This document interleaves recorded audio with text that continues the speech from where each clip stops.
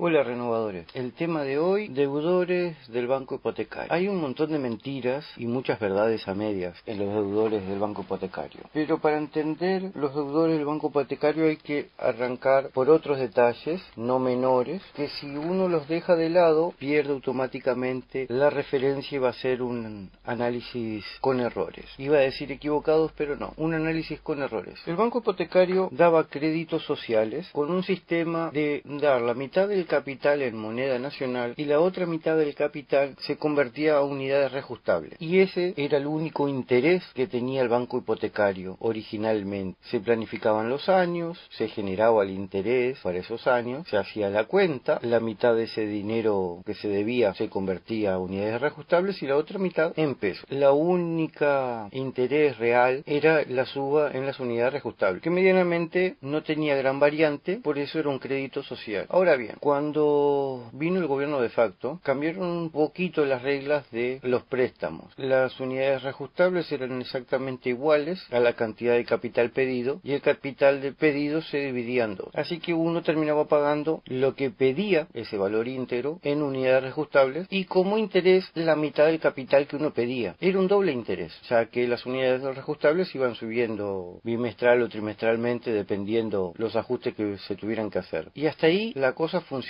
medianamente bien. En esa época y hasta el 2006 existían un par de leyes que favorecían que uno se metiera en el banco hipotecario. La ley de protección de vivienda única, que decía a grandes rasgos que por deudas o por lo que fuera, ninguna persona podía ser desalojado de su única propiedad, porque aseguraban de esa forma, explicitándolo mejor, el artículo de Constitución que dice que todo ciudadano tiene derecho a una vivienda digna. La segunda ley, que duró también hasta el 2006, decía que ninguna persona podía ser desalojada por más deuda que tuviera si no era su techo único, si tenía niños menores de edad. Y de aquí que en ese momento la minoría de edad legal era hasta los 21, así que ya vayan teniendo en cuenta que estoy hablando de hace aproximadamente unos 30 y pico de años, 40 años. Y ahí, con esas dos leyes, la persona tenía cierta libertad de pasarse y sobrepasarse con ciertas reglas como la del pago en fecha. Podía dejar de ser un buen pagador porque la ley de igual manera lo amparaba que no lo iban a sacar si tenía criaturas, mientras que no fuera dueño de esa propiedad del banco hipotecario y él, porque en ese momento era mixta la propiedad. Mucha gente, incluso en esa mucha gente, mis padres en la década del 80, al principio del 80, compraron un apartamento por el banco hipotecario y para fines del 97, 98 terminaron de pagar la deuda. Se hicieron con los títulos totalmente en regla. Este aquí que hoy hay un montón de gente, bueno, no es tanta tampoco, que tiene problemas con el banco hipotecario porque las deudas y colgamentos generados se han incrementado mucho. Pues bien, para entender por qué estas personas quedaron colgadas con sus deudas, habría que ir a referenciarse a un par de leyes que fueron las derogadas, por supuesto, y otros cambios de reglas que hubieron en el banco hipotecario, que impuso la regla de las moras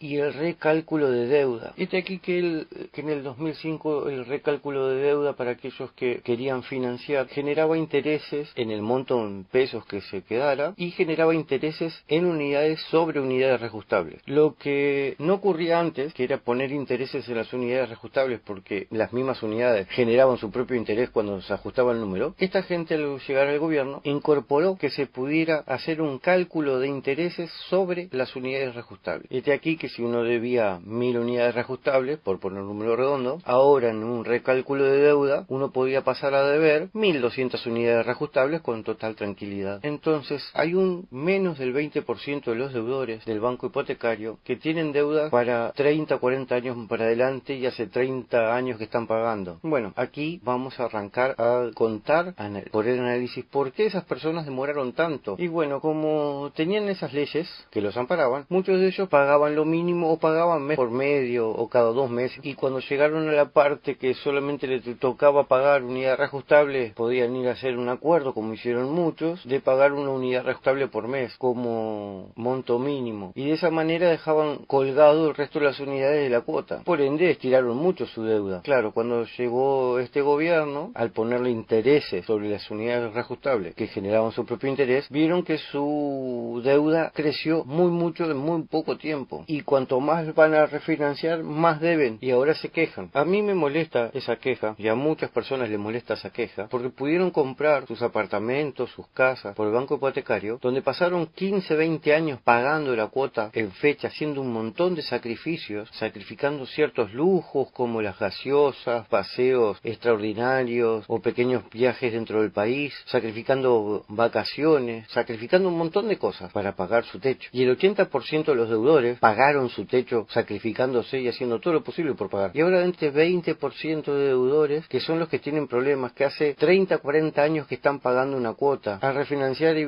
ver que se le quedan por delante 40 años más, se están quejando. ¿Pero por qué se quejan? Y se quejan porque ya no pueden seguir jugando con no pagar, porque si no pagan los desalojan y pierden todo. Pero también se siguen quejando muchos que tienen hijos que están trabajando, que esos hijos podrían ayudar a sus padres a pagar esa casa en donde viven o no viven, porque realmente esa casa, en el momento que fallezcan sus padres, van a ser de ellos. O sea que si fueran mejores hijos, colaboraban con un bien que iba a ser de ellos igual. Nunca creyeron este 20% de que este gobierno populista, progresista, popular, del pueblo, estuviera tan en pro de las financieras y que desamparara tanto lo que amparó la derecha en este país. Eso a mucha gente ha decepcionado, en especial cuando descubren que esa ley que los protegía desapareció en el momento que lo están desalojando y reclaman con la ley de que por qué ellos tienen un hijo y es menor de edad, no pueden ser desalojados. Le dicen, disculpe, esa ley no existe, ya está, tiene que desalojar. ¿Cómo se arreglaría el tema con estos ahorristas? Si uno le da lo que ellos quieren, que es que se le perdone la deuda, uno estaría avalando esa viveza que tuvieron durante mucho tiempo. La única forma real de solucionarles el problema es agarrar, volver a los libros, ver a partir de qué momento refinanciaron y qué método de refinanciación tuvieron, y si generaron intereses sobre los intereses e intereses sobre el capital prestado, eliminar todos los intereses sobre las unidades reajustables, porque las unidades reajustables no tendrían que tener intereses, y eso sería corregir un error de este gobierno, pero no perdonarles la deuda. Tal vez porque la unidad reajustable en este momento está muy alta, realmente ver si el valor que tiene la unidad reajustable es el correcto o está sobrevalorada, que calculo que está sobrevalorada porque en muy poco tiempo saltó de 250 pesos a 920 que está ahora, y pasó en muy poco tiempo. Y de aquí que este gobierno ha tratado de sacar plata de todos lados y lamentablemente ha usado todos los medios para sacar plata, porque despilfarra la plata, y eso hay que corregirlo también, para que ese ahorrista que no pudo, porque no quiso, porque se estuvo aprovechando o por el motivo que sea, tenga la forma y la posibilidad de regularizarse. Es más, habría que ver caso a caso y ver de todos esos ahorristas cuáles estuvieron jugando al filo y cuáles no, y aquellos ahorristas que realmente estuvieron pagando mes a mes, así hubiera sido el mínimo, con ellos